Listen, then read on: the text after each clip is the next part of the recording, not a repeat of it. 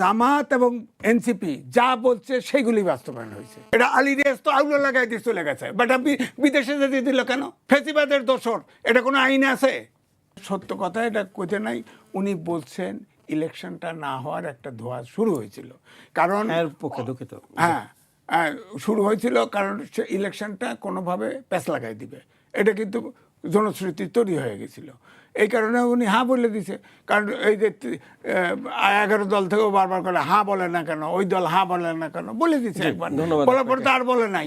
কিন্তু যারা মেসেজ আগে ঐক্যমত কমিশনে যে আলোচনা করে হয়েছে, এটাতে কিন্তু সব ভোটার মোটিভেটেড হয়ে গেছে যে হ্যাঁ দিবে না না দিবে, এবং মানুষ কিন্তু ঠিকই বুঝছে।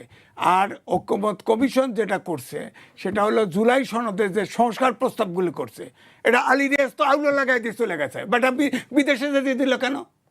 এই জুলাই জাতীয় সংসদে যেখানে আপনার নোট অফ ডিসেন্ট দিছে যে পার্টিগুলো, যে কত পার্টির সমর্থন দিছে, কত পার্টি না করছে, এবং ওখানে আবার যেখানে নোট অফ ডিসেন্ট দিছে সেখানে লেখা আছে নোট, যে যদি ইশতেহারে উল্লেখ করে জনগণের ম্যান্ডেট পায় তাহলে তার মতো করে করতে হবে।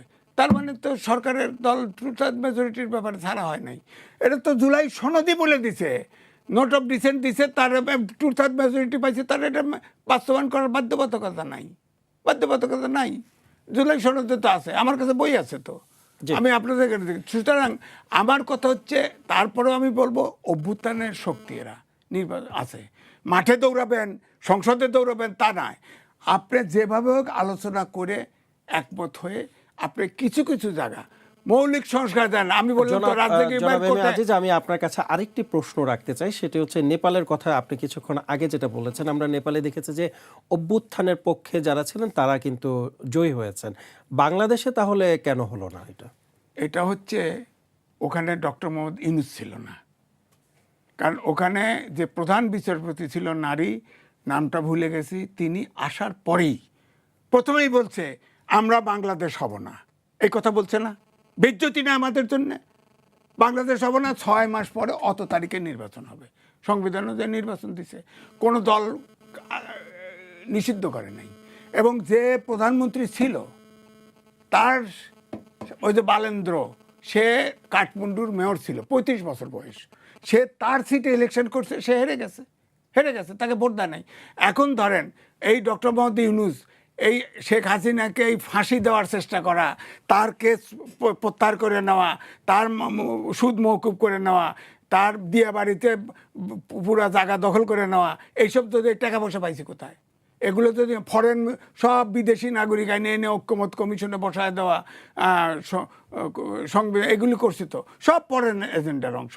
তো এখন আপনি দেখেন ওখানে যেটা হচ্ছে, ওখানকার ছাত্রদেরকে বলা হয়েছে ছাত্ররা শিক্ষা প্রতিষ্ঠানে ফেরত যেতে, তারা শিক্ষা প্রতিষ্ঠানে চলে গেছে, ভোট দিছে। ভোটের সময় এই ওই ছাত্ররা কোনো পার্টি করে নেই, ওই বালেন্দর একটা ছোট পার্টি আছিল। আমাদের ছাত্ররা যারা অভ্যুত্থানে অংশ নিয়েছেন তারা তো চাকরির জন্য আসলে মানে কোটার একটি জেনারেশন, তারা কেন আসলে ক্লাসে ফেরত গেল না এবং তাদেরকে যেতে বলা হয়েছিল কিনা?